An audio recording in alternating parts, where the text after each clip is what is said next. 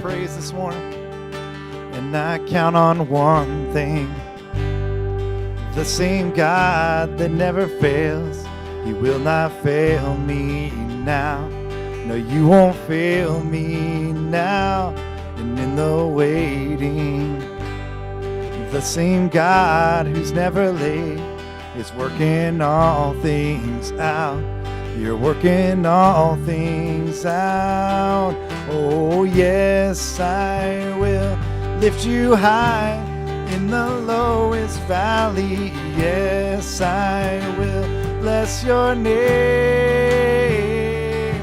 Oh, yes, I will sing for joy when my heart is heavy all my days. Oh, yes, I will.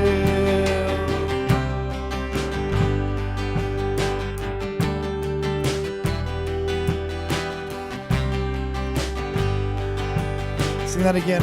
I count on one thing. I count on one thing. The same God that never fails will not fail me now. No, you won't fail me now. And in the waiting, the same God who's never late is working all things out. You're working all things out. Oh, yes, I will lift you high in the lowest valley. Yes, I will bless your name. Oh, yes, I will sing for joy when my heart is heavy all my days. Oh, yes, I will for all my days. Oh, yes, I will. And I choose to praise, to glorify the name of all names that nothing can stand against.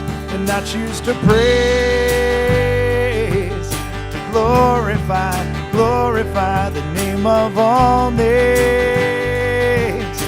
that nothing can stand against. And I choose to praise,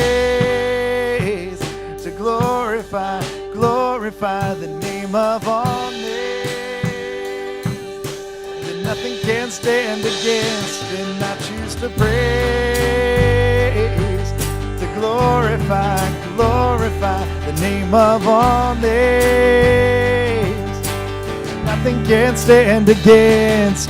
Oh, yes, I will lift you high in the lowest valley. Yes, I will bless your name. Oh, yes, I will sing for joy when my heart is heavy all my days. Oh, yes, I will for all my days. Oh, yes, I will for all my days. Oh, yes, I will.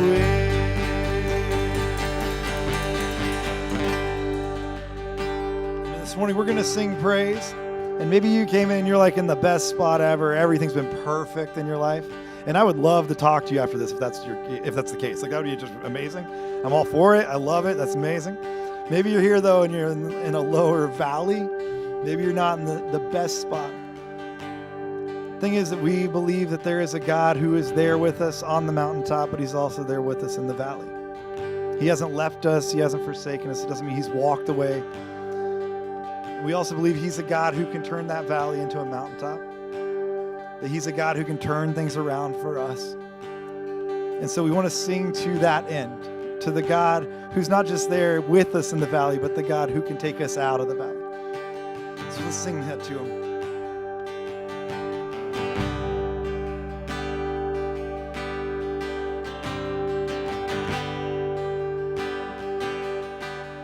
Well, I searched the world,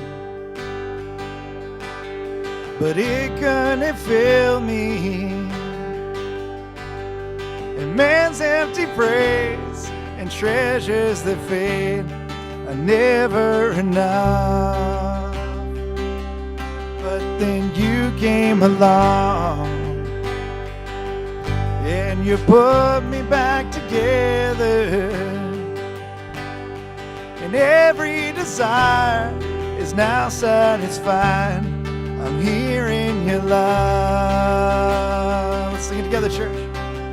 Oh, there's nothing that's better than you. There's nothing that's better than you, Lord. There's nothing is better than you.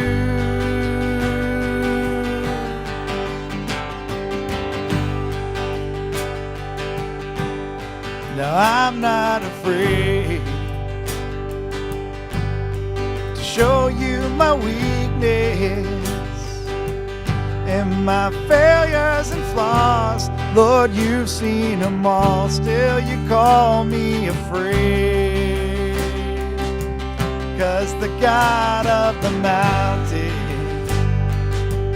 is the God of the valley, and there's not a place that your mercy and grace, it won't find me again.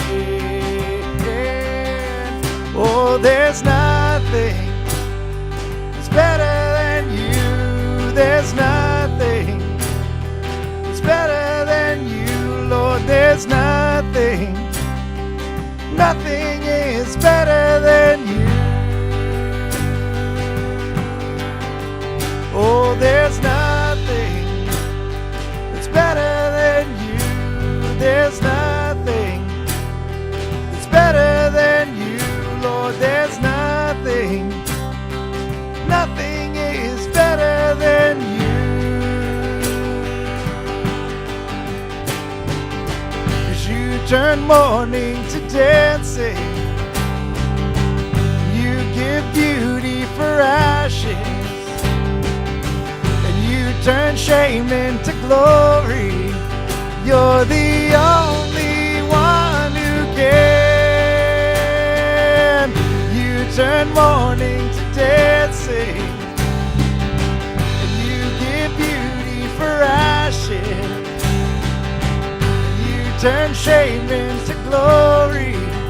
You're the only one who can.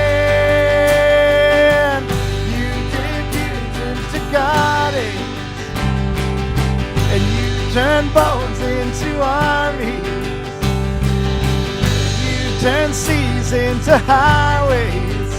You're the only one who can. You're the only one who can. Oh, there's nothing that's better than you. There's nothing that's better than you, Lord. There's nothing is better than you. Oh, there's nothing that's better than you. There's nothing that's better than you, Lord. There's nothing is better than you.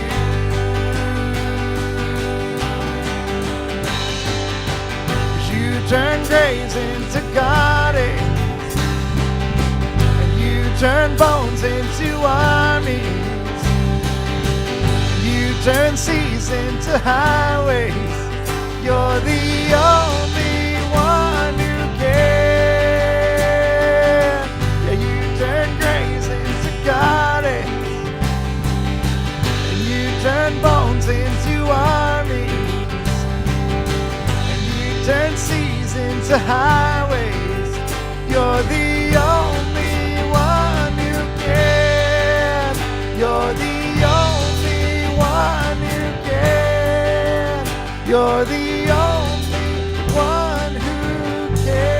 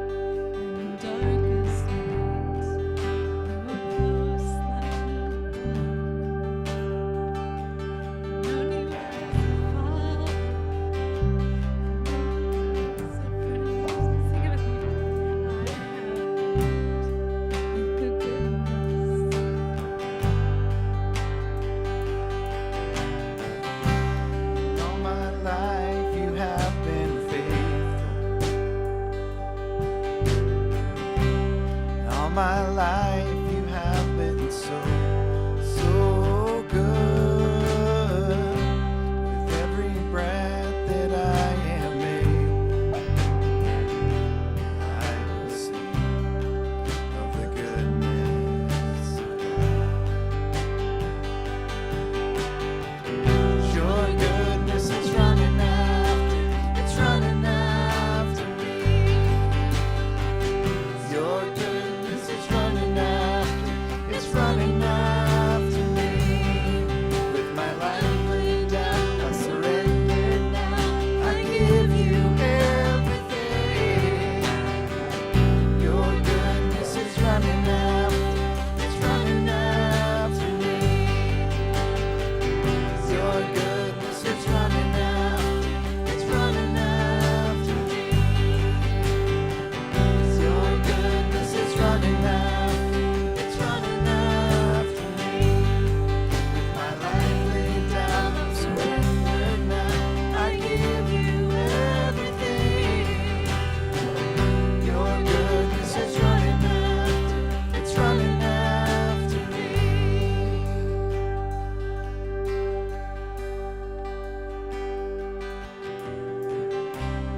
All my life you have been faithful. All my life you have been so, so good.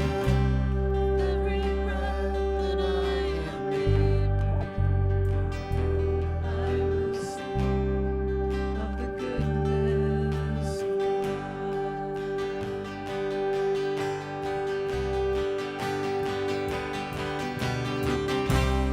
All my life you have been faithful.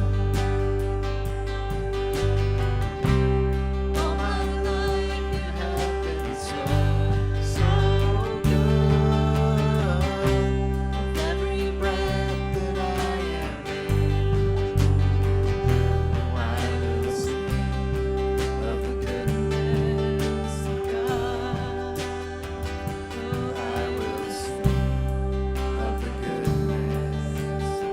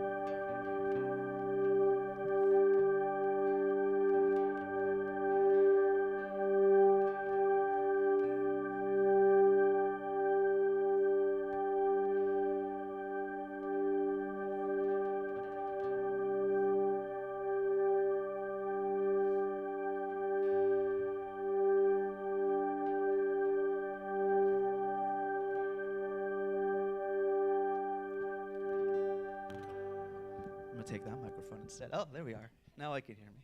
How are you guys doing today? Awesome, awesome. It's so glad to have you guys here this morning. A few announcements we have. If you walked in this morning, you saw that like medieval torture device like in the door. Yeah. Wow. That's a sick kid. No. So today is the end of our Make Waves celebration. As you know, we've been collecting school supplies for foster children, and you guys probably got those tickets and you bought some supplies. Each of those tickets gives you a chance to dump water on Pastor Kevin over here. So some people, like his son, are really excited about that. So what kind of dad is he that you're really excited about this? What is going on at home? I'm just kidding. So that's exciting. So yeah, we're doing that right after church. So stay for that. It's going to be fun. I'm guessing it's water, right? I mean, I was all for mystery liquid, but water will be fine, I guess. So absolutely. So we're staying for that. If you ever thought Kevin's sermons were a little too long, today is your chance to get your payback. Today is it. I'm totally kidding. Next week, our second Saturday serve, we are serving a foster family. If you're interested in this, see me. We know the family we're serving. We're not completely sure what we're doing yet. We're trying to iron out those details. So see me if you're interested in helping out next Saturday. And once we figure that out, we will get in contact you exactly what that looks like and what that is. Next Sunday, the next cohort of the lab starts. So if I can recommend, if you've never gone through the lab, how many weeks is it? I'm sorry. 7 weeks, 7 Sundays. It is an experiment in following the way of Jesus. It's great, guys. It really is. I recommend it. There's homework, but it's like really good homework. It's not just busy work. You'll leave the 7 weeks like feeling closer to Jesus and feeling like that you've gotten some, I guess, tools or some just, tools is a good word, I guess, of things that you can do every day, like disciplines to follow close to Christ. I really recommend it. John and Denise Snell teach it. They're fantastic teachers, and they lead it. So please do that. Sign up for that. You can see Kevin, I guess, for that. Janessa's not here, but someone for that. So yeah, for sure. There's a Connect card on your seat. Please fill that out. Fill out any prayer requests you have. We'd love to connect with you, too, if you're visiting today. I'm also going to be at the Connect table after church. And we do this thing called 5 for 5, which means if this is your first time here, if you give us 5 minutes of your time just to be able to tell you guys about Restoration and our community partners and what we do around here, we'll donate $5 in your name to one of our community partners that we partner with. So it's a really exciting thing, so you can see us after that. We also have a prayer room right back there after service today. If you feel like you want to spend some time in prayer, maybe just with yourself, or if you want to pray with someone, Charlie will be back in the prayer room today, and we want to give you that opportunity. Again, we're so happy that you're here this morning. We're happy that you've chosen to come and worship God with our family this morning. We just want to take a moment and just kind of greet each other, say hello. Restoration kids, you guys can go down to your session downstairs.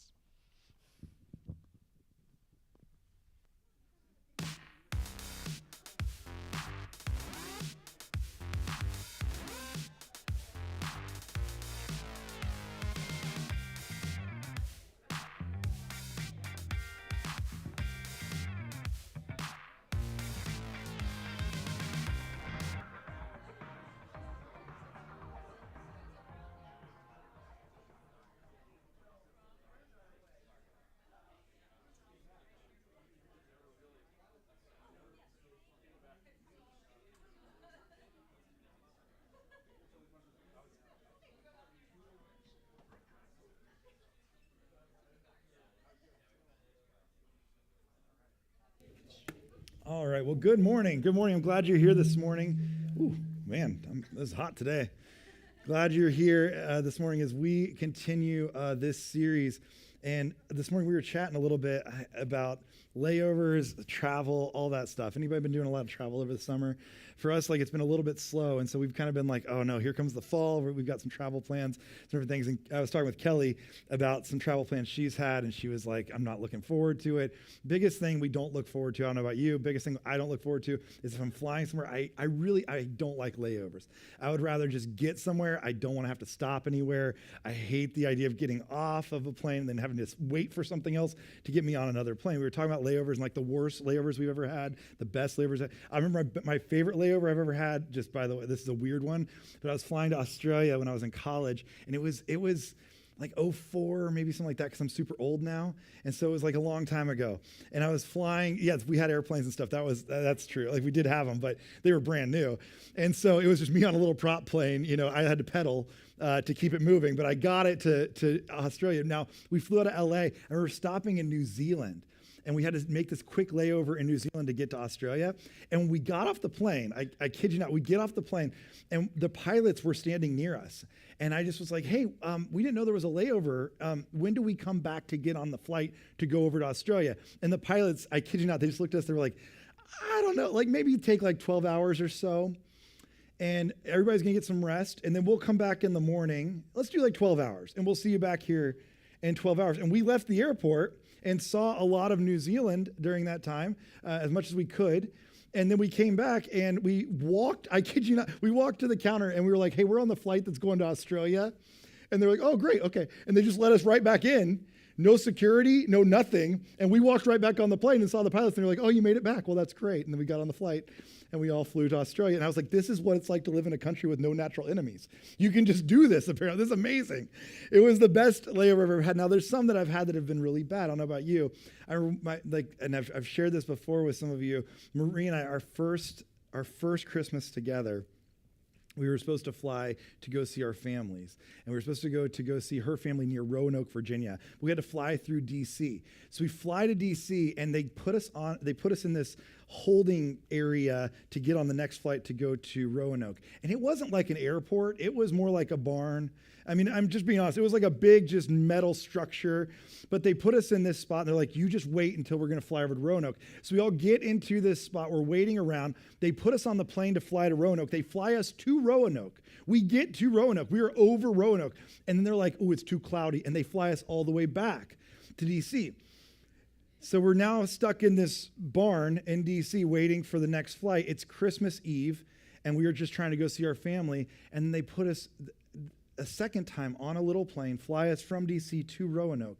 We get to Roanoke. Again, we're over Roanoke. Like, you can see Roanoke below, but they're like, it's too cloudy, and they fly us all the way back to D.C. And we're sitting there in D.C., and we're like, we're never going to see our family for Christmas. And Maria's heartbroken. It's our first Christmas together as a married couple. We're not going to spend it with family. We're going to spend it here in the airport. As we're sitting in the airport, this was weird. John Voight, if you know who that is, happens to walk by in front of us. And Maria's like, I think that guy's famous. And I was like, yeah, that's Martin Sheen. Nope, Charlie Sheen. No, I don't know who that is.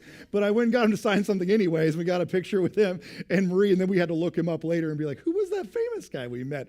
So we met a guy in the airport. We had this moment, but we're still waiting to get on a flight to go to D.C. Eventually, it's almost midnight. They just cancel the flights. Just forget it. And so we go to get in line, and when we go to get in line for the next flights, we are like third or fourth back in the line from the person that is going to get us on the right flight. And while we're third or fourth in line, suddenly some brilliant gate agent comes up behind us, and they take the whole line behind us and they split them up. And they're like, hey, we've got more counters open. So now instead of being third or fourth in line for all the people, we are third and fourth in line in this line. But there are now multiple lines that have more people in front of us. And we're behind the one lady who's chatty, you know how this goes, who's on the phone. She's like, I don't know. I was thinking about staying in D.C. for the night. Should I stay in D.C. for the night? I don't know. Should I? And we're like, please just make up your mind. You got to make up your mind. We're going to get to the counter. You're not going to know what you're going to do. She's like that person that you know, that person like at a drive-through. It's like, I don't know what I'm going to get. And we're like, it's Chick-fil-A. You know what you're going to get. You're going to get the nuggets. That's what everybody's going to get here, right? So you have this like person in front of you that's like, I don't know, maybe I should stay, maybe I should go. We get her to the front of the line, and sure enough, she's just standing there on the phone. I don't know, I was thinking D.C. could be fun for a night. I think I should do it. And the flight attendant's like, just tell me what I need to do. Just tell me what I plug into the computer. Finally, she decides she's going to stay. She's going to live it up. She's going to have a great Christmas in D.C. And then it's our turn, and we step up to that gate agent, and we stand there. And it's honestly, guys, it's like a movie, not a good one, but like a Hallmark movie. You know what I'm talking about.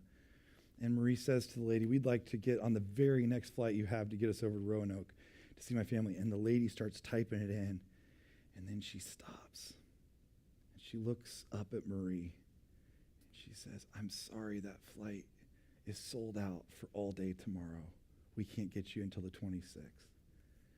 And my sweet little wife, she's not big and she's not mean, but there was something evil inside of her that started to come out at this moment. And she looked at that lady, and her tears welled up in her eyes, and she goes, it's Christmas, and I just want to see my family. And she unloads. I mean, just unloads on this poor woman who is not trained for this. Like, this was not what she signed up for, mostly mental health counseling, but like just across the board. She didn't know what she was signing up for when she was going to do this. And Marie just unloads on her. And the lady's like, I'm so sorry, I can't do anything about it. And Marie's like, fine, we're going to find a way out of here. And she like storms out, and I'm like, I am married to her. I have to go with her now. I'm so sorry for everybody that had to witness this. So we leave, and we're now looking around to try to find another way to get there. It's a 4-hour drive, and we're not sure if we could drive there, but we go to the rental car agency. Now we're like, I'm 21 at this point. I don't have a credit card, which is an issue in and of itself. I go to the rental counter. They won't let me rent a car. They don't have a credit card. I have a debit card. And I literally stand there in front of them. I'm like, the debit card works the same. You can just do things. They're like, no, we have to have a credit card. And I was like, I have cash. I have like a lot of cash. What if I gave you cash? They're like, we do not accept cash, which I will say I did pull out cash dollars, set it in front of them where it says right on there, this is to be used as legal tender. I want to be very clear about this. This is legal tender. You are not accepting it. You are in violation of the law, Enterprise. So I'm trying to get us a car. We cannot find a car. We cannot get one because I don't have a credit card. But meanwhile, Marie hears a guy who's walking by. She's listening very closely. And he says, I'm on my way to Roanoke. And he goes to get in a rental car. And she looks at me, she's like, Kevin, that guy's going to Roanoke. We should ride with him. And I was like, yeah, he's also a stranger that will murder us. I watch Dateline, guys. I know how this works. Keith Morrison eventually will come and interview people, and they will say, they just lit up a room when they walked into it. And really nice things about us. But at the end of it, we will be dead. That's what's going to happen. And so Marie's like, I think we could ride with this guy. I was like, okay, all right. So I go up to the man. I'm like, sir, we just need a ride with you to Roanoke. Are you going to Roanoke? He's like, yes, I am. He's like, you can pay for half the rental car. Let's ride together. So we get in the car, and I tell Marie, I'm like, hey, Marie, I need you to stay awake because I'm going to sit in the front with him, but I'm a little nervous. We don't know this man, and he could murder us on Christmas Eve, which would be the worst thing that could happen on Christmas Eve. And she was like, okay, yeah, no problem. I will be up. I'll make sure we're safe. I'll be with you the whole time. And we get in the man's car. I sit in the front seat. Marie sits in the back seat, and Marie does what Marie does best, and she falls asleep instantly. Like, she is out. She's gone. Not awake for the entire ride. 4 hours I'm with this man. And I ask him, what do you do for a living? And he's like, I'm a surgeon. I'm like, that's a great murderer, like, alibi, right? You know how to murder people in the best ways, really. And so I'm just listening. I'm listening to this man tell all these stories about surgeries that have gone wrong, some that have gone right. And I'm thinking, this is me next. Like, I'm on the chopping block. And the whole time he's asking me, but do you want to stop and get that $50 you need to get me? I need that $50. And I was like, I have the cash. I'll just give you the cash. He was very worried about the $50. We eventually arrive at the house. We get to Marie's parents. We then, our bags were not with us. And so we just wore the same clothes in our Christmas pictures every single day, which looked, it was a real problem. Anyways, the reason I tell you this, it's our first layover together. This is our first time doing something like this together as a couple. And it's amazing how much you learn about one another. This moment seems like it could be very futile. It seems like a very small moment. But at the end of the day, sometimes those little futile moments, they turn out to be the ones that really show you the most about one another. Sometimes these rough times, like these rough moments, they reveal a lot about you. Sometimes the futile moments, they are the ones that might even show the most fulfillment. But for us, we learned a lot about each other in this little moment. We learned an awful lot. Now, it felt like it's just a layover on a stop to something better. But at the end of the day, we learned a lot about each other in that moment. I learned that Marie can sleep anywhere, at any time, no matter who's trying to murder her or her husband. I learned that, like, she was tenacious. She was going to be with her family for Christmas. This was the most important thing for her. I saw a side of her I had not yet seen. And I'm not saying it was good. I'm just saying there was a side of her I had not yet seen. Don't make her angry, guys. Don't do that. You don't want to do that. You know, like, there were things like that you weren't aware of before. And it reveals a lot about you. Today, what we're going to look at is this name of God. And it happens in like this little layover moment. It's in this small, futile moment where you're like, it's just a rough time. It's a difficult time. It's a time that seems like it's just a small moment, but it turns out that it has bigger ramifications. And it really is something that shows the character of the people within it at a massive level. It shows who they really are because of this stress that's been put on them, this pain that's been put on them, this problem that's been put in front of them. Suddenly we start to see who they really are. Now, what's interesting is the name that comes out of this is a name that we might not expect. From such a small little layover moment, we get this name that is Jehovah Rapha. Jehovah Rapha, which means the Lord is a healer. I'm sorry, it doesn't say that on there, but it means the Lord is a healer. So Rapha is the word for healer. Now, let me tell you real quickly. Jehovah Rapha, it means healer. It can mean healing, but it also has this deeper meaning behind it. It's this deeper meaning that I love. It doesn't just mean healing. It actually means wholeness. It's the God who brings wholeness. Remember that Yahweh always means he is, like not just he is now, but he always will be. And he always will be the God who brings not just healing, but wholeness. Now, that might sound like a small distinction, but let me just say a couple things real quick. I think for us, We like the idea of healing when it comes to God. We've gotten very accustomed to this in our American culture. We think that we should be healed by God when we come to a church, a healing service, a whatever it is, that God should heal us physically. Now, I'm not saying God cannot do that. We talked about this in the Holy Spirit series we did a couple months ago, that there is a gift of the Spirit, that the Spirit can heal. We see that manifested in Jesus. We see that manifested in the apostles in the book of Acts. We see the gift of healing. Now remember, the gift of healing, if you remember how this works in 1 Corinthians, the gift of healing is not your gift. It is not my gift. It is not a gift that I can possess. The way that Paul writes it is very clear that the gift of healing is a gift that only belongs to the Holy Spirit.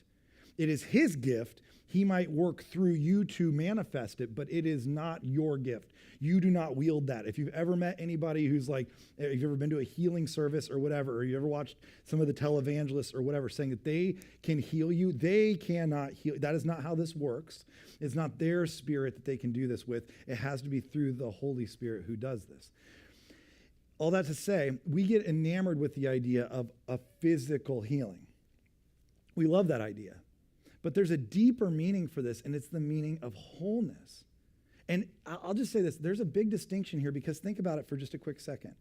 We don't like sometimes talking about healing because it can be a problem for us, because sometimes it doesn't happen, right? We can talk about a God who promises to heal us, but at the end of the day, sometimes that just doesn't happen. You've probably seen healings. I've seen healings of people who have been healed. I had a friend, I've shared it before, I had a friend in high school who was one of my best friends. I'll never forget it. He was a great football player. He was a great friend of mine, and we played football together, and I'll never forget when he went to his mom one day and said, I can't play football anymore. My leg hurts so bad. He was in 10th grade. He had actually a very bright future of football in front of him, and he went to his mom and said, I just can't play. My leg hurts so bad. They took him to the doctor, and instantly, within the first scans, they were like, you have massive tumor. And you're like, it is cancerous. We are probably going to have to take your leg. They flew him, I'll never forget, they were going to fly him to Boston to go to a clinic there. And the night before he was going to go to Boston, we got together as a church and we prayed for him. And we anointed him with oil. We put our hands on him. We prayed for him. And as he left that meeting that night, he told his mom, he said, I feel better. My leg feels better. So the next day they get on a flight. They go to Boston and they meet with an oncologist who sits them down and just basically tells them, here's our treatment plan, here's what we're going to do. Now, he told them, I want you to go to lunch, and when you come back, we're going to fully start to look at options of if we're going to have to take your leg and what that's going to look like. They went to lunch. Of course, it's a silent lunch. Nobody really talks at that point. And when they came back to that office, the doctor held up scans and said, we did these scans just this morning, and I don't know how to tell you this, but there's no cancer in your leg. There's not a shred of cancer. There's nothing. And he called it spontaneous remission. That's the diagnosis that was on the form. It was spontaneous remission. And we love stories like that. And they're true stories. There's amazing stories of that. But if you've ever been on the other side of it, you also know that there's times where God doesn't physically heal people. That's what's hard about this topic. As a kid, I can just tell you from my point of view, I believe that God heals people. I've seen it happen with my friend Brett. I mean, that was an amazing moment. But a few years later, my dad, who was a pastor, who was a good man, who a lot of people looked up to and admired, I mean, he got very, very sick, had multiple diseases that came into his body. And I watched my dad die when he was 41 years old and I was 9. God didn't heal him. I wanted him to. I prayed as though he would. I believed I had the faith. I believe that there were thousands of people praying across the nation that had faith. It just doesn't always happen. So how do we talk about a God who heals? I don't know that it's just that he's talking about healing. I think he's talking about he's a God of wholeness. And that's different, because here's what I believe. You can be healed and still not whole. You can be healed physically, but still not whole emotionally and spiritually. You can have healing, but that's just the starting place. That's not the end goal. And when we look at this God, I think he's talking about, I want to be a God who brings you wholeness. And in this story, I think you'll see that because this story is this weird layover of things. What's happening is we're in the book of Exodus, and we'll go there in just a second, Exodus 15. In Exodus, we're in this weird moment where what we see is that there's this layover moment where the Israelites have come from the Red Sea, from out of Egypt and out of slavery. They've come from out of the oppressive rule of the Egyptians. They're in this spot where they've come from the Red Sea, and they're going to this place called Elim that they're going to end up in. And Elim is this place where it's beautiful, and there's lots of water, and there's palm trees. Remember, they live in a desert, so that's like a rare thing, having palm trees and water and all this beautiful stuff. But in the midst, on their way from the Red Sea to Elim, they stop in this place called Marah. And Marah is the place that reveals a lot about them. Marah is the place that shows us who they really are. It's this layover where suddenly we start to see their true colors. And we start to see that there's a God that wants not just to heal them physically, but to make them whole again. So if you have a Bible, I'd love for you to walk through this with me. It's in Exodus chapter 15. We're just going to be there this morning. We're not going to skip around a whole lot. Exodus 15 and verse 22. So it starts out, again, with this journey being highlighted. So verse 22, then Moses led Israel from the Red Sea, and they went to the desert of Shur. So for 3 days, they traveled in the desert without finding water. Okay, so hold on for just a second, because I think we just have this picture sometimes of Israel, the way this is working, and they just need to go find some water. It's like a small feat, very simple thing. Remember, they've left the Red Sea. Moses has parted the Red Sea. Suddenly they have crossed through it. And when they do that, they're going to now need to find water. I don't know if you know this or not, but it says that they're 3 days in without finding water. According to the most recent book I read on survival, 3 days is when you run out of water and you will die. 3 days is the very crucial time to find water. The Navy SEAL slogan is that you can live 3 weeks without food, 3 days without water, 3 seconds without hope, which I love that. But 3 days without water. You need to have this. And so they're traveling around a desert. It's about 108 degrees on average, which Floridians, we can admire this. We can respect this. 108 degrees, that's just a normal August afternoon. But that's, yeah, you'll go out to that just right after this, really. But 108 degrees, they are now in this desert, and they need to find water. Now, remember, this isn't just a small group of people. When we talk about the Israelites leaving Egypt and going out on their own and crossing a desert, this is a big deal. Remember, if you flip back, you don't have to do this, but in chapter 12, verse 37, actually, it tells us that there were a lot of people that were part of Israel. This wasn't like a small family of people. This was a huge group. Verse 37 of chapter 12 says, the Israelites journeyed from Ramses to Succoth, which is not a great town name, probably. I wouldn't advise you to name your town Succoth. And they were there with about 600,000 men on foot besides women and children. So think about this for just a second. There's 600,000 men. That means not including women and children. So let's add in, just for round numbers, let's try to figure out how many people are there. Let's say there's 400,000 women just to make the numbers easy. That's probably not true, considering especially that every man had multiple wives at this point. But at least let's say there's 400,000 women. So that puts us at 1 million people. 1 million.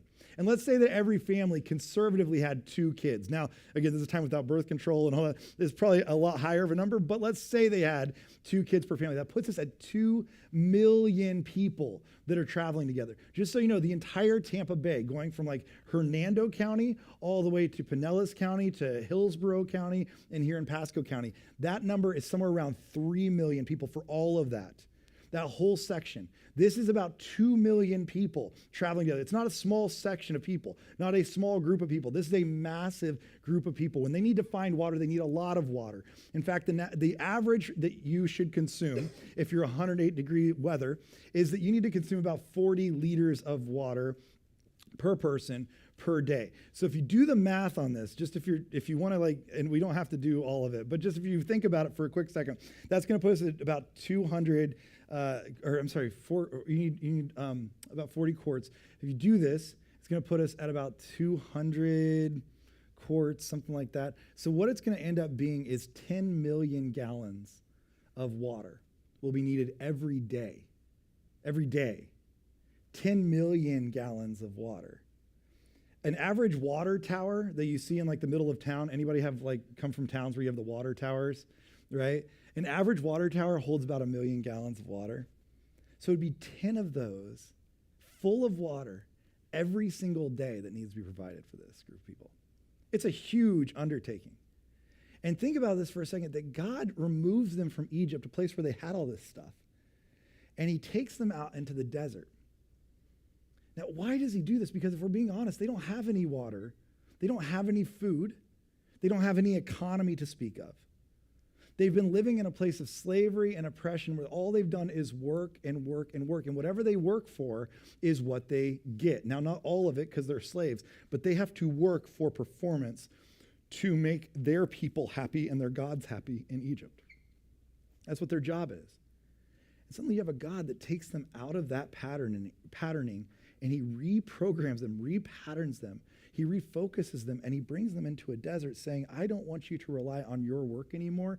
In fact, I will provide everything you need. Their economy is not based on what they can make. It's not based on how hard they can work. It's not based on how good a people they are. Their economy is based on a God who says, I will provide for you. In fact, he almost wants them to rest. If you remember, he provides manna and water, and then he says, one day a week, you're just going to rest. Which, can you imagine when you've been in slavery for hundreds of years, what that feels like to be told, no, you just rest and I'll take care of it? That's disarming. That's scary. It's scary to us as Americans who are not used to that. A God who says, I want you to rest, and then as an act of rest, what you're doing is you're relying. You're relying that I will take care of you, that I will make sure that all your needs are met. And God has brought 2 million people-ish into a desert to be reprogrammed, to be repatterned, to rely on him. And so it says that they're looking for water. They're 3 days in. It's 108 degrees. They have to find water. And it says right after that, when they came to Marah, they could not drink its water because it was bitter. That's why the place is called Marah. Now, Marah means bitter, and they probably should have read the brochure on the town before going there or whatever, but like, it's called Marah. They're like, that's why it's called Marah, because the water is bitter. And this isn't like a bitterness, just so you know, I have a family member, let's just say that. I don't want to call him out too directly. But I have a family member who's like a grown adult human who's like, I don't like drinking water. It tastes bad. And you're like, well, you're also an adult and you just need to drink water like a human does. I'm sorry, I don't know what that means. That's not what's going on. They're not like, well, it just tastes bad. I don't like the water. It's probably something is wrong with it. There's probably actually something that's contaminated in it. And for them to drink it would probably kill them. So there's actually like a safety precaution here as to why they're not drinking it, because it is bitter. Now they're brought here assuming this is going to be a good thing, but instead it is a bad thing. But here's what, so there's one rabbi, if you know the Hasidic movement of rabbis, one rabbi, Magik is his name, he wrote actually about this verse. And I love what he said, because what he said is, if you notice in that verse, it says, when they came to Marah, they could not drink its water because it was bitter. But he writes that actually in his reading of this in Hebrew, is that you could translate that same verse and not say they could not drink its water because it was bitter, but that it would be translated, they could not drink its water because they were bitter. This isn't about the water. This is about them. And this story, if we look at it, it's not about water. It's about them. It's about Yahweh. It's about his relationship with them. This isn't just a story about water. This is a story about them. And what we find is they're so bitter, they are still angry. They still don't believe or trust or rely on this God. And so they are the ones who are saying, we will not take part in this. We do not want this. So it says after that, the people grumbled against Moses, and they said, what are we to drink? What's the plan here? And you gotta wonder, like, it's a really good question. What is the plan here? What are we doing? You brought us out here. You've tried to bring us into this desert. God's brought us into this desert. Why did he do it? Now, I actually want you to look just really quickly, if you can see it. I hope you can see it from where you're at. But here's a quick map of actually the Israelites' journey at this moment. Now, if you're looking at the map, the left side where that blue line kind of starts, that's where they started this journey, crossing into the Red Sea, across this Red Sea. But then they're supposed to go straight across. Now, the goal was to get right across the top. They could have taken a direct line across. In fact, there are red lines here to show you there are trading routes that were already created. They could have just followed a trading route and gone straight across the top of this peninsula. It would have been a pretty easy journey, to be honest. But instead, God takes them on this blue line, which goes down and around. It actually does not go in a straight line. They show up, and notice where they end up. They go down into Mara, and right there, some people believe they cut across, but actually we see they go down to Elam. They continue on this journey. Any of us, if we look at this, we'd be like, this is the worst way to get anywhere. This is not efficient. It's not helpful. And here's what I want you to see. Here's the point of this. Here's what I want you to see is that you can be in the will of God and still be out in the desert. There's times where we think if something goes off course in our life, that we're just in the wrong place. When you lose that job, when that breakup happens, when the finances fall apart, whatever it is, we start to think that that must not be where God wants us. When we're led out into the desert, that's when we start to be like, well, this isn't the right place for me. This isn't what God wants. And we start to question. Now, if you're like me, that's when we start to take things into our own hands. That's just me, maybe. Maybe it's you. I don't know. We start to just decide, I'll do it myself. But the reality is that they get moved into the desert. They are fully within the will of God. They're just out in the desert. This was an intentional choice. And in doing so, when they go out there, that God takes them out there, and he actually wants them to stay there. He wants them to be there. In fact, the only thing that's really redeeming in this moment is how Moses responds to this. Moses does what most of us would not do. He does not yell at God, he cries to God. And it says right after that, then Moses cried out to the Lord, and he showed them a piece of wood. And this gets weird. He threw it into the water, and the water became fit to drink. I don't know. Got a lot of questions about this, but this is what Moses does. He prays to, he cries out to God, and God leads him. So there's two things Moses does that I think we can learn from in this moment, is he prays, and then he obeys. He does what God tells him to do. He goes out. Now, you might be like, this is a really weird instruction. How am I supposed to apply this to my life? And that's a fine question. I was actually just this week, I'm not kidding. I came across this at laundry in my own, this is my own closet. But I found a hanger, and I guess this is a normal thing around the country right now, is that I found a hanger, and it actually said, mine wasn't this big, but it said, do not swallow. I found this on an actual hanger I had in my closet. Apparently this one's bigger. This was a better picture, but it actually said, do not swallow the hanger. And so I didn't yet and stuff. I didn't do it. I decided not to. And so I started searching for other dumb instructions where these are instructions that I'm not sure are necessary. This one I loved. This is an old iPod Shuffle. This really wasn't the instructions. Does anyone remember the iPod Shuffle? The little iPod thing like this? Yeah, it actually said in the instructions, do not eat. Do not eat the iPod Shuffle. That was the second instruction. And the whole thing was do not eat the iPod Shuffle, which is, of course, why they're discontinued probably. Too many people eating them. Anyways, there's more. We could talk about, this one was great. It's a McDonald's toy, and the top part is just the instructions on what to do with the toy. All it shows you is to pick it up. The instructions are to pick up the toy. Now you have the toy. That's the instructions. We needed instructions for that. That's an actual instruction that's happened. This one was great. This is from IKEA, and it just has one part that it literally just says, take this part and throw it in the trash. Just throw that part right in the trash. Which is what I do with most IKEA parts. I'll never forget, I one time had a group of interns building IKEA shelves for me, and one of them came to me afterwards, and he was like, I built it. It's all done. I was like, well, that's great. And he was like, yeah, I've only got 8 screws left. I was like left to put in. He was like, no, they're just left over. I was like, that cannot be right. That shelf did not last long. Anyways, yeah, this one you just throw it away. My favorite was this. You can't see it very well, but in this, it's a hemp moisturizer for men. I'm not sure what that even means, but the instructions actually say, men do not need instructions. It just says that. It says instructions, and then it says men do not read instructions. They do not need instructions. So And I think this is how we feel about most instructions, if we're being honest. Like, we just don't need them. I don't know about you. I don't read them. I don't like them a whole lot. God gives us instruction. Now, here's the reason he gives the instruction. You might be like, this is a really weird instruction, not an important instruction. We don't need this instruction. Here's why I think God gives us instruction. Is that God is trying to remind them who is actually in control here. It's not about a stick, right? It's about sovereignty. It's not even about the water. It's about Yahweh. It's about saying who's in control here. He's saying, I just want you to know that I'm still the God who's the creator God. I'm still the God who is in control. I want you to know that. Now, across humanity, and I don't know how to say this. This is true of our mortality. It's also true of our morality. We'll get into the morality stuff later. But in every civilization that's ever existed, every form of mankind, I'm going like all the way back to Egypt and back to Babylon and back to Rome or whatever, there's always been an outside source.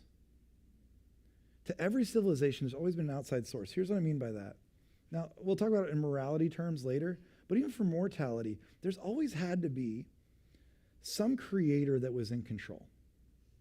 It might have been Ra for the Egyptians. It might have been Harambe for Babylon. It might have been Zeus or whoever for the Greeks, but there was always a deity that had to be in control. It's just the way we work. We know that we're finite, right? There's something about us that knows that. We know that we can be misguided. If you don't know that, then you need to look around at humanity. We know that there's something missing, and there is a part of us that needs some outside help. First of all, just look at any story that's ever existed. Any story, you pick it. This is one of the most overlooked parts of storytelling, but in storytelling, one of the things that I have to remind people all the time when I'm consulting on storytelling is that there's always an outside source. So think about like Harry Potter or whatever. I don't know if we're allowed to talk about that in church. Are we allowed to talk about Harry Potter in church? It's got magic. Again, one of my favorite moments in my life was like when my mom, we were walking through a bookstore and she was like, I don't like that Harry Potter stuff. Too much magic in it. I don't feel good about that. Seconds later, oh, look, the Wizard of Oz. Your kids would love this. Yeah. Anywho, it was just, so Harry Potter, think about this. Harry cannot he actually falls short, even in his own ability, to always make the right choice, to be the right person, to be the person. He needs a person who will come alongside of him. In every movie, it changes who it is. Somebody comes along and helps him and guides him towards the right decision, towards the final goal. Same is true of Star Wars. Luke is not the guy. He has to go to Yoda. He has to have Obi-Wan. He has to have somebody else that speaks into his life. And the reality is, for many of us, we actually need this. We need a God, whether we believe it or not. We need a God who is greater than us. We just do. We're wired for that. We need it. Because here's the thing. If we could save our own souls, we would have done it. If we could be the ultimate morality, we would have done it. If we could actually do everything right, we would have done it.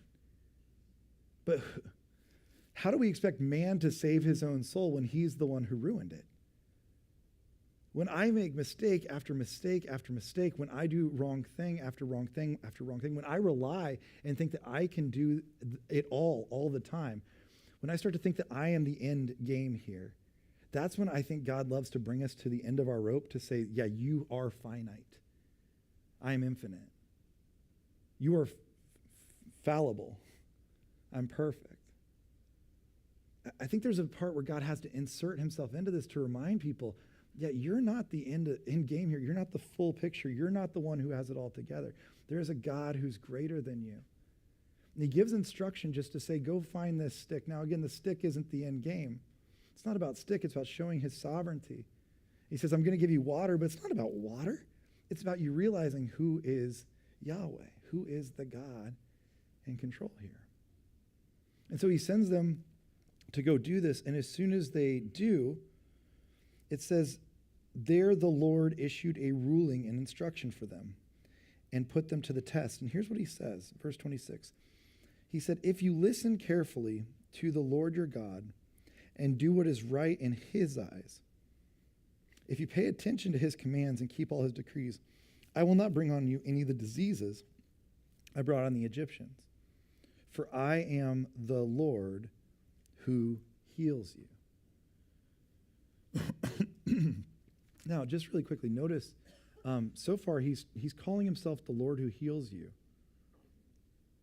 But has there been any physical healing in this story? You would expect that to show up in some of the stories where God heals people.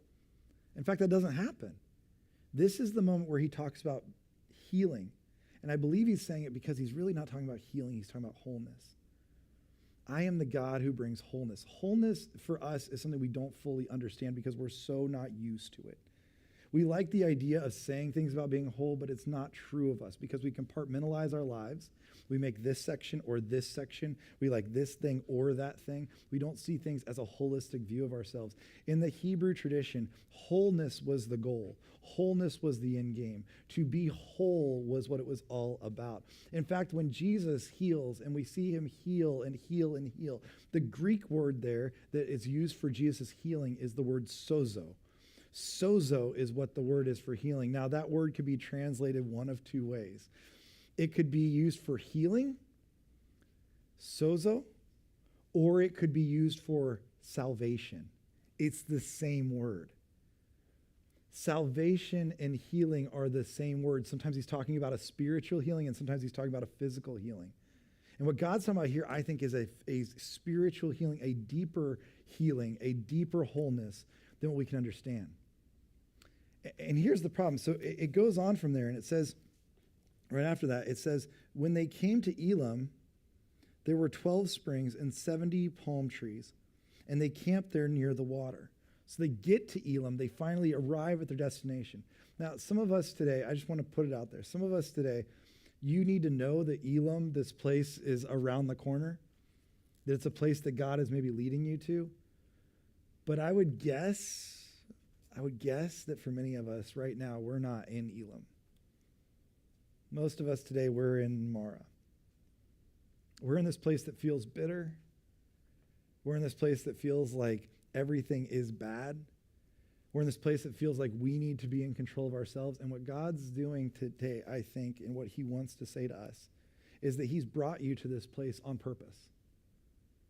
He's brought you to this place to realize that you are broken, to realize that you are in need of a Savior, to realize that you are not whole and that he is the God of wholeness. He is the God who heals. For many of us, we don't want to admit this. We don't like this idea because we like to think we have it all together and we are all and we will be all that we need. But I believe that God has brought us to this place to say you are in a spot where you are in need. You're in a spot where you're broken, and I am the God of wholeness who wants to heal you. I've felt this way personally for a little bit, and maybe you guys have too. I feel as though we're in a spot, maybe individually, maybe you feel this way, maybe it's just me. But it feels like, I don't know if you feel this way, the world feels a little bit just sometimes out of control. And I'm not saying the world like our country or like politics or like whatever. Just saying, doesn't it feel like sometimes things are moving at a pace that you can't keep up with? Does it ever feel like you're in a spot where you feel like things are just beyond your grasp, where you're like, I know there's an Elim, I know there's something someday where things are going to be good, but I'm stuck in this layover right now that I don't know that I'm ever going to get out of. I've even flown over this landing place a couple times. I've looked down at it. I know it's there, but I am not there. And it just feels like every time I get closer to it, I feel further away from it. Maybe it's something in your job. I've talked to a lot of people in our church that their job feels like that, where it's like something career-wise where they're like, it's there, but it's not there. I'm not there yet. Some of us, it's something in our relationships. I've talked to a lot of parents especially that it feels like parenting right now is like the hardest thing in the world. Parenting in this climate, in this culture is so difficult. And it feels like you see these moments where you're like, I'm so close and things are good and things are going to work. And then there's moments where you feel so much further away and you feel so distant and disconnected. Some people, it's in their marriages where they feel like our marriage is so close to being good, like we're almost there. And then something happens, something is said, something is done, and suddenly it pulls us right back. Some of it's just in our relationship with God, where we feel like he could be so close, yet he feels so far away. Whatever it is for you, I don't know what it is, but let me just say this. I believe God brought you to this Mara place on purpose. You're here because you're in the will of God, not because you're outside of it. And he brought you here because what he needs for you to find is wholeness. And it's not wholeness that comes from you, because that realization of every time you start to think, I'm so close to it, that disappointment you feel, that despair you feel, that's a wake-up call to realize you're not enough, I'm not enough. And it's a wake-up call to realize that I need a God who can bring me wholeness, because I'm never going to do it on my own. Maybe you've been feeling that way. Today I would encourage you to reach out to a God, to allow yourself to pray to him and obey him, and realize that you're in this spot for a reason. That you're here because God wants to make you whole in this place right where you are before he leads you to the next one. We see this desert place become an important place for Jesus in his life. We see it become an important place for Elijah in his life. We see it become an important place, obviously, for Moses in his life. It's a place of quiet, it's a place of silence, and it's a place that we all need, and maybe we need it today. So today we're going to sing for a little bit, but if you want some silence, some place like that, I would encourage you, there's a prayer room right back here. And Charlie will be back there if you want to pray with him, but if you'd like to pray on your own, that's totally fine too. If you just want some space to reflect on that, I would encourage you to do that. And I would encourage you to go find Yahweh Rapha, this God who makes us whole again. If you would, let's pray together. Jesus, I thank you for your wholeness that you show us in your life and in your way. I pray that we be more like you, that even in the moments we need to go into silence, into solitude, that we would do that. Even today, if we need to find a way to live that's different than what we're living right now, we would do that. Jesus, you know our hearts, and you know the way we think, and you know that there's so many times where we're taught that wholeness comes from within us. Would you help us to realize that wholeness comes from outside of us? It comes from knowing our Creator and being one with him. I pray for each person here who just feels like they're so close to Elam right now. They feel like they're so close to that perfection, that good place that you want to put them in, but they are stuck right now in the bitter. They're stuck right now in the Mara. Would you help each one of us, to find you in the midst of this, to find your will and your way in the midst of this. Jesus, we thank you for being with us even in this time. We thank you for loving us. We thank you for taking care of us, for providing for us. We pray that we would reach to you in return. Pray that you would work all things out for good as you've promised. In your name we pray. Amen. Would you stand with us?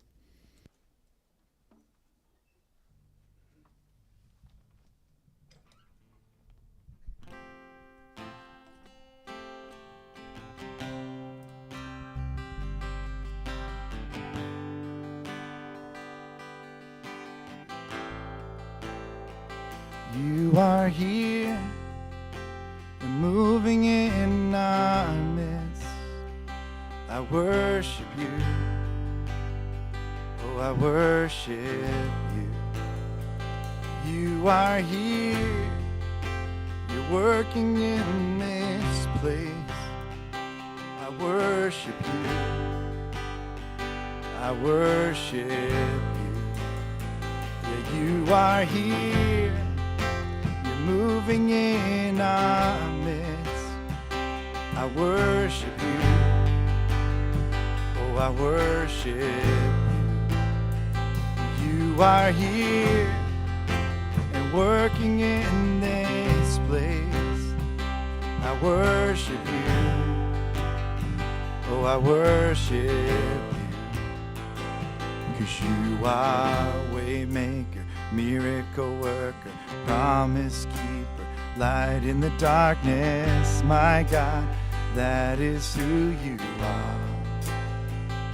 'Cause you are waymaker, miracle worker, promise keeper, light in the darkness, my God, that is who you are. And you You are here and touching every heart. Oh, I worship you. I worship you. You are here. You're healing every heart. And I worship you.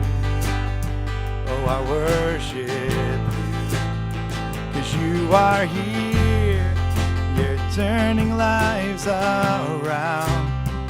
I worship you. Oh, I worship you. And you are here. You're mending every heart. Oh, I worship you. Lord, I worship you. 'Cause you are waymaker, miracle worker, promise keeper, light in the darkness. My God, that is who you are. 'Cause you are waymaker, miracle worker, promise keeper, light in the darkness. My God, that is who you are. Oh, you are waymaker, miracle worker, promise keeper, light in the darkness. My God, that is who you are. 'Cause you are waymaker, miracle worker, promise keeper, light in the darkness. My God, that is who you are. Yeah, that is who you are. That is who you are. That is who you are. That is who you are. Lord, that is who you are. That is who you are. That is who you are. That is who you are. Even when I don't see it, you're working. Even when I don't feel it, you're working. You never stop working. You never stop working. Even when I don't see it, you're working. Even when I don't feel it, you're working. You never stop working. You never stop working. Even when I don't see it, you're working. Even when I don't feel it, you're working. You never stop working. You never stop working. Even when I don't see it, you're working. Even when I don't feel it, you're working. You never stop working. You never stop working. Waymaker, miracle worker, promise keeper, light in the darkness. My God, that is who you are. You are waymaker, miracle worker, promise keeper, light in the darkness. My God, that is who you are. Oh, that is who you are. That is who you are. That is who you are. That is who you are. Lord, that is who you are. That is who you are. And that is who you are. That is who you are. You are waymaker, miracle worker, promise keeper, light in the darkness. My God, that is who you are. You are waymaker, miracle worker, promise keeper, light in the darkness. My God, that is who you are. Well, this morning, if you'd like to pray, Charlie will be back in the prayer room. If you'd like to know more about anything else, the lab, anything going on, we'll have some folks at the connection desk. I'd also love to get you signed up for that. Have a great week, and we will see you back here next week as we continue this. Also, if you'd like to serve this Saturday with foster families, please talk to Billy. Have a great week.